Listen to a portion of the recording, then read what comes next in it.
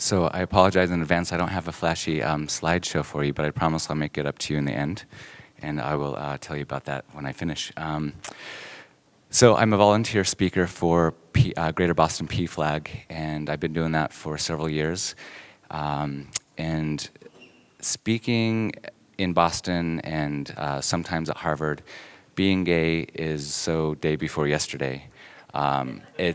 They don't care, which is great, and I'm still baffled because I grew up in Idaho, and they do care there.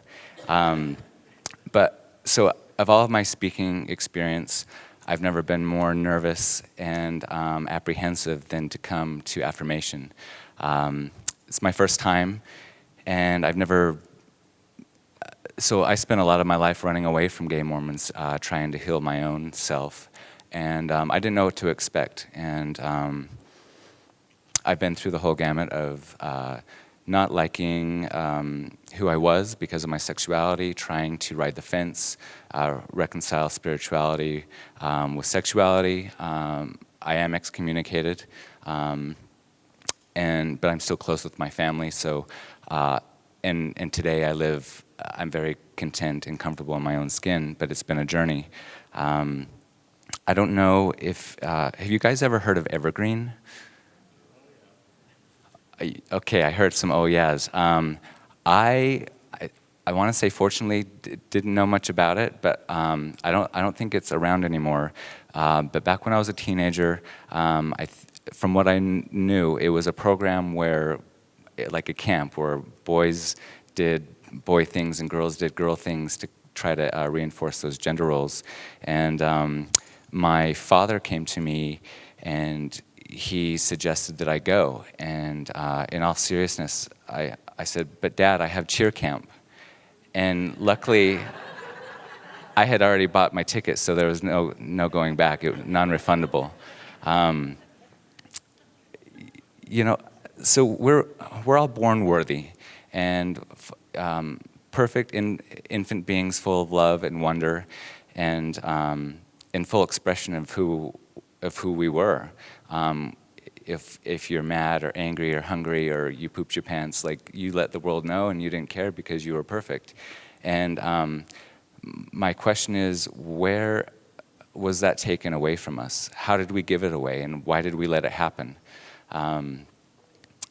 So about the age of 5, I knew that I was different. And the more I came to realize what that meant for me, I compensated by trying to be perfect. Straight A student, played all sports, became really ultra self-righteous and poster Mormon boy. I was kind of a prick, I think. But I tried to do all these things to cover up my liability, my fallibility.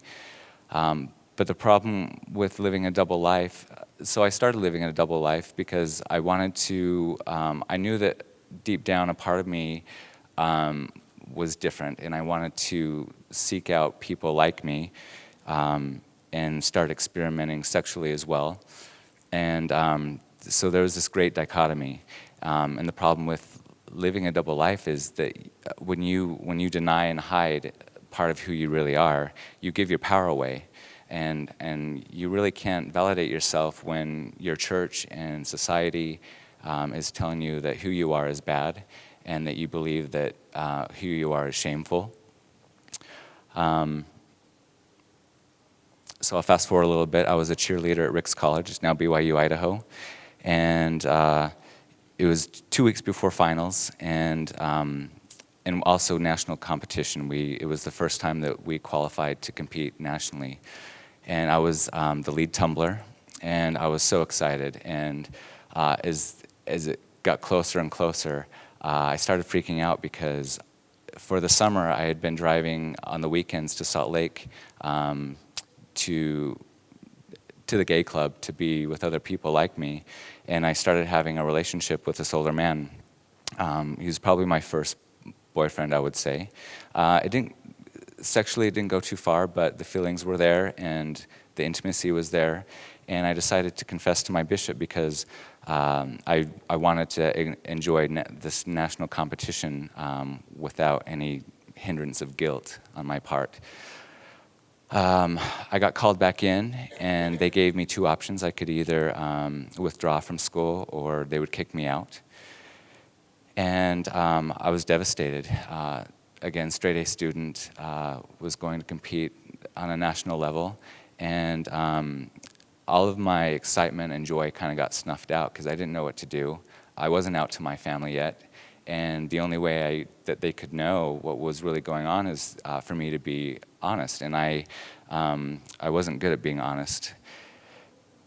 So it kind of forced me out of the closet, and the kicker to that is my roommate. Same sin, on campus even, got called in by our same bishop, and he got put on a month probation and left on his mission as a worthy missionary. So that left me pretty bitter. I got a call from my coach the next year, and she asked me to please come back to the team, that they qualified for nationals again, and she needed me to tumble. And I decided that I was going to play their game. I got very good at lying through my teeth, and had to lie all the time, bishop interviews, and I was going to do anything necessary for me to make it to nationals, because that was my goal and my dream that I worked toward all through my childhood, gymnastics, tumbling team, etc. So I did end up going. It was very well worth it to me. Another vignette, kind of a long story about my mission. I won't go into detail of how I got there, and but on my mission, like a couple of other speakers we've heard today, I had personal revelation from God that I was loved, how I was, and I didn't have to fight it anymore. And that was huge for me, because my mission also, not only was it an exit, I was going to just leave home and family and start a new life, but I guess it was kind of like a last-ditch attempt to see if this Mormon religion was really for me. And I found out that it wasn't, and I'm not putting that down on anyone who believes or is a member. My family, all of them are very devout Mormons, and we're very close, and I believe that whether you're in or out of the church or straddling the fence, happiness is a choice, and you choose your own adventure, so to say. So once I got that revelation, I realized that I couldn't improve if I was continuing to lie and to be a fraud, and I didn't like myself when I looked in the mirror because I was so dishonest. I decided to come clean to my mission president, and we had a great relationship, and I actually wanted to stay on my mission, and, as did he, but the powers that be in Salt Lake demanded that I be sent home. And I arrived home with an invitation to my church court. July 1st, 1999, I got excommunicated, and at the time it was devastating. I lost everything I knew, but in retrospect, I gained my life back, because I had the opportunity to really decide what I believed in or what I didn't believe in, and there was no more middleman. It was up to me. There was no more. I was either all in or all out. But one thing for sure, I knew that I was good with God, and I've never felt more proud of myself at that time of my life for confessing on my mission, because for once I did the right thing for me, and I was honest, and regardless of the fallout I faced at home and community and possibly excommunication, I knew that I was good with God, and that's all I needed, and I was on cloud 9. So I kind of lost my community, and everybody needs the feeling to belong, and I felt most at home in Germany, where I served my mission. I went back as a civilian, as a nanny, and I guess I don't think about it when I say that word. Yeah, I was a nanny. And it's the easiest way to get a work visa, and they do it for you. And so if you want to travel abroad or live abroad and learn a language, be a nanny. lots of lessons learned, but one of the huge lessons I take from that experience, I was still giving my power away to other people to validate me. My worth was based on what they thought of me and what they said of me. And I felt like I didn't have family back at home or friends, and so my host mother became kind of like my surrogate mom, and I did everything to please her at the expense of my own well-being. I found out later that they were exploiting me as per my in regards to my contract, and we had this big confrontation and falling out, and she laid into me verbally, and even though they were just words, they were my life breath. What she thought of me and what she said, and I was devastated. I asked for the rest of the day off. I had the next day off as well. I remember going back into an unfinished room in the house that they were working on, and I sunk to the ground and I was sobbing.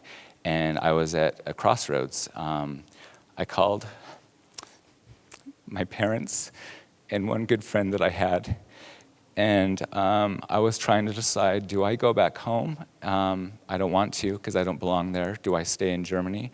But really my question was, I don't know if I have the power to make it on my own.